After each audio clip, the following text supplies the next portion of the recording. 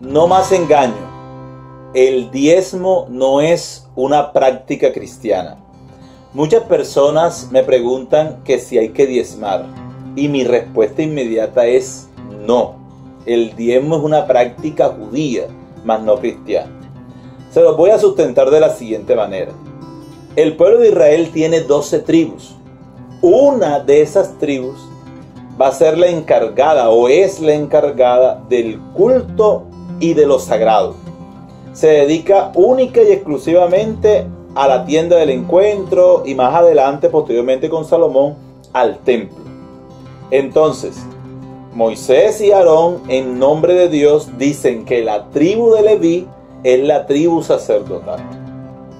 ¿Cómo puede sobrevivir una tribu que no va a trabajar en nada más, sino solamente en el templo? O sea, ellos no van a sembrar, no van a producir nada, no van a hilar, no van a hacer nada. Entonces, la solución se encuentra en Números 18:21, cuando Aarón dice de la siguiente manera, lo voy a decir textualmente: he aquí, yo he dado a los hijos de Leví todos los diezmos en Israel por heredad, a cambio del ministerio en el cual sirven, el ministerio de la tienda de reunión, o también se puede llamar tienda del encuentro. Es decir, la tribu que no trabaja, que se dedica al culto, será sostenida por el resto de tribus que van a dar el 10% de sus ganancias, y esto lo recibirán los sacerdotes o los levitas en general. Hasta aquí no hay nada malo, todo es justo, es una organización social. El pueblo, en nombre de Dios, ha designado una tribu que se va a dedicar al culto y a lo sagrado, y ellos, para sostenerlo, le van a dar el 10. Ahora, esto lo hacen en nombre de Dios porque ellos son un pueblo teocéntrico. Todo lo que sucede en ellos es totalmente religioso. Dios es el que lo dispone.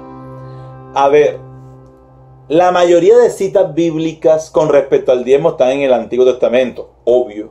¿Por qué están en el Antiguo Testamento? Porque hay que sostener en las generaciones que van pasando y que van llegando, hay que sostener ese sistema. Entonces ellos enseñan que hay que diezmar, que Dios así lo ordenó, que si yo no diezmo le estoy robando a Dios, y ellos van replicando eso. Eso lo dicen los sacerdotes, los profetas, levitas, escribas, fariseos, en fin, muchas personas hablarán de ese sistema. Ahora, la pregunta más importante es, ¿qué propuso Jesús? Les digo algo. En ningún momento Jesús dividió a los 12 apóstoles en tribus, ni delegó funciones administrativas y sociales, políticas y religiosas. Y lo más significativo, Jesús nunca pidió diezmo. Él y su grupo de 12 apóstoles tenían una bolsa de dinero.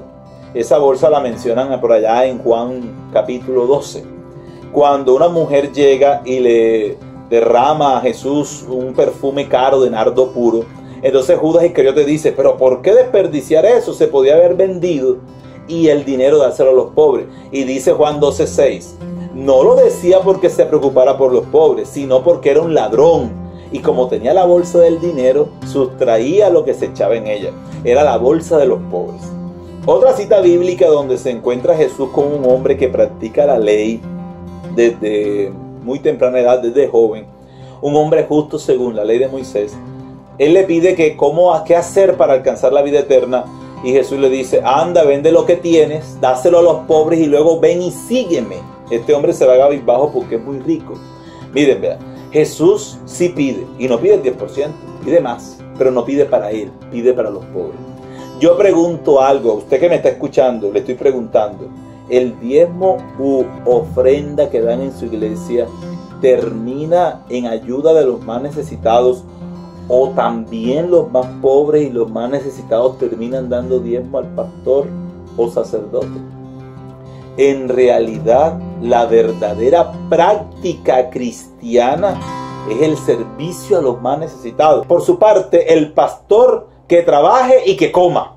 Eso no lo digo yo, lo dice Segunda de Tesalonicenses 3:10. Repito para que usted la busque en su Biblia. Segunda de Tesalonicenses 3:10. El que no trabaja, que no coma.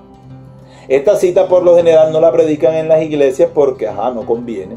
Y sacaría a muchos de su zona de confort. Estoy seguro que muchas personas adoctrinadas, voy a utilizar un término que me llena más, con el cerebro lavado de lo que enseña el Antiguo Testamento y engañados con las falsas interpretaciones de textos bíblicos por fuera del contexto, me citarán 1000 citas bíblicas del Antiguo Testamento y yo les responderé que soy cristiano y que en el Nuevo Testamento están las directrices de Jesús. Pero me traerán no una, varias citas del Nuevo Testamento que dicen que Jesús ordena el diezmo. Veamos, yo voy a citar 3, son como 5. Lucas 11:42. Mas ay de vosotros, fariseos, que pagáis el diezmo de la menta, la ruda y toda clase de hortalizas, y sin embargo pasan por alto la justicia y el amor de Dios. Esto es lo que deben haber practicado sin descuidar lo otro. ¿Qué es sin descuidar lo otro? El diezmo de la menta, la ruda y toda clase de hortalizas. Pues obvio, no pueden descuidarlo porque Jesús no está ordenando a que dejen de darle el diezmo a una tribu porque se muere toda una tribu de hambre. Entonces Jesús desde lo social no concibe que una tribu se muera de hambre. Sería un delito. Entonces, no hay que descuidar el diezmo porque la tribu de Leví se moriría de hambre. Segunda de Corintios 9 del 6 al 7, y quiero que estemos atentos con esta cita. La repito, Segunda de Corintios 9 del 6 al 7. Pero os digo esto, el que siembra escasamente también segará escasamente. Y el que siembra generosamente, generosamente también segará. Cada uno dé como propuso en su corazón, no con tristeza ni por necesidad, porque Dios ama al dador alegre. Vean, usted y yo damos por necesidad. Porque usted le dicen, del diezmo, que Dios le va a devolver el 100 por 1, 4 veces más, 5 veces más. Y como usted tiene necesidad, sale a diezmar esperando esa abundancia como respuesta. Y eso es dar por necesidad. Usted tiene que dar sin esperar nada a cambio. Como dice Santa Teresa de Ávila, no me tienes que dar porque te quiera. Y aunque lo que espero no esperara, lo mismo que te quiero te quisiera. Hay un canal que hago una denuncia aquí con respecto a esos estafadores en la fe, partiendo de sembrar, porque el que siembra generosamente, generosamente ciega. Le digo algo, se ponen a decir, Dios les va a bendecir, tienen un día para sembrar, media hora, Dios regala media hora de gracia, es decir, que Dios tiene reloj. O sea, Dios tiene un cronómetro en el cielo de promociones, de ganga, de supermercado. Es como cuando Jesús llega al templo y dice, la casa de Dios la ha convertido en una cueva de ladrones. ¿Cómo yo voy a poner en la ridiculez de decir que Dios está dando 10 minutos más de gracia? O sea, la promoción, la oferta, está de oferta de aniversario, como si fuera un centro comercial. Entonces, tengamos presente que Dios ama al dador alegre, pero no dice al dador alegre al pastor, dice al dador alegre. Dios no necesita nada, o sea que a Él no tenemos que darle. Entonces, ¿a quién tenemos que darle? Al que lo necesita. ¿A quién? A los pobres, a los necesitados. Miren, yo sé que algunos, basados en el miedo que siembran estos pastores con respecto a esto, miren, si usted diezma, todo le va bien en todo el sentido. Y si no diezma, todo será ruina, muerte, enfermedad, fracaso, y eso, mejor dicho, una catástrofe. Esa es la clase de Dios que necesitan anunciar para poder sostener la predicación del diezmo. Que Dios, si usted no le da, ¡pum!, le da un golpe, le ataca. Un Dios que está ya como contador, no me dio diezmo, fracaso, no me dio diezmo, ruina. Ese es el Dios que... Pero si yo le digo a usted, Dios es amor, Dios te ama gratuitamente, Dios no espera que tú le des algo a cambio, y Dios se dona, Él ama hasta el extremo, Él nos amó primero. Esa predicación no sirve para sostener lo económico. Sé que algunos me dirán, pero entonces la ofrenda de la viuda pobre que Jesús exaltó. Yo les voy a decir algo, todo es interpretación.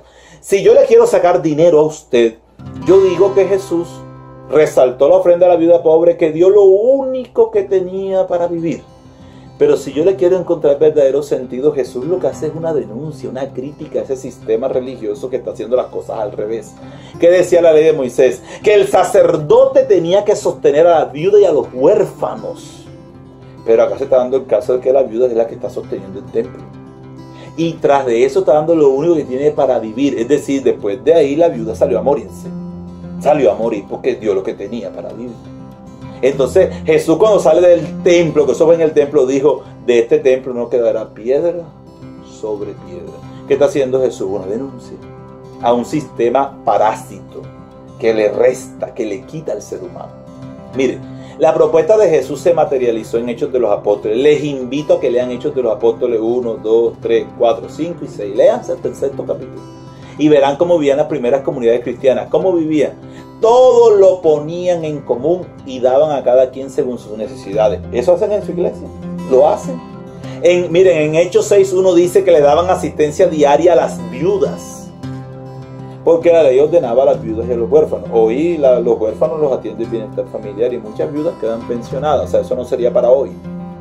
Entonces, en su iglesia están ayudando a las personas desamparadas. Hágale esa pregunta al pastor. No se preocupe, no lo va a echar de la iglesia ni lo va a maldecir. Usted le dice que lo leyó en la Biblia y ya, porque para decir eso lo dice la Biblia, ahí sí tienen el palito. Hermanos, no nos confundamos más. El diezmo es una práctica social sana del pueblo de Israel, porque hay que sostener un sistema social. Pero no es una práctica del cristianismo. La práctica cristiana es ayudar, colaborarle a los más necesitados. Dice Mateo 25:34: venid benditos de mi Padre, porque tuve hambre y me diste de comer, tuve sed y me diste de beber, era forastero y me acogisteis, estaba desnudo y me diste vestido, estaba enfermo y me visitasteis, estaba en la cárcel y vinisteis a verme. Son obras de misericordia para los más necesitados. Entonces, ¿qué hacer de ahora en adelante? Mire, reúnase con los miembros de su iglesia y consígale un empleo, un trabajo al pastor inicialmente, porque él también tiene que ser independiente y aportar a los más necesitados. Luego organice acciones sociales en favor de los pobres, vaya a los hospitales, a las cárceles, a un niño, a un comedor de niños, de ancianos, a los habitantes de calle, alguna fundación. Lo que más hay es gente para servirle, gente necesitada. Y también póngase de acuerdo con su comunidad para ayudar a pagar los servicios de la iglesia, mantener el templo, el aseo, las compras, la pintura, en fin, porque eso no lo va a pagar solamente el pastor o el sacerdote, todos tienen que participar. Quiero resaltar algo de la Iglesia Católica. En la Iglesia Católica el diezmo es un día de salario anual, es decir, yo como católico practicante, mi diezmo será una ofrenda de lo que yo me gano en un día anualmente. Eso es para el sostenimiento de la iglesia, como lo acabé de decir.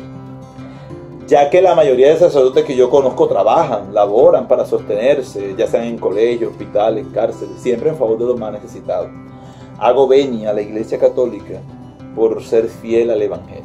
Bueno, espero que les haya servido este video, que lo compartan a esas personas que le dicen que tienen que diezmar, porque Dios, que castiga, le estoy robando a Dios. ¿Cómo le voy a robar yo a Dios? Si Él es dueño de todo. Ahora, para sostener un templo, yo no le estoy dando a Dios, le estoy dando a una comunidad. Porque Dios no necesita templo. Él dijo: el cielo es mi trono y la tierra es estrado de mis pies. Dios no necesita templos. Los templos los necesitamos nosotros. Entonces, comparta el video, dele me gusta, suscríbase.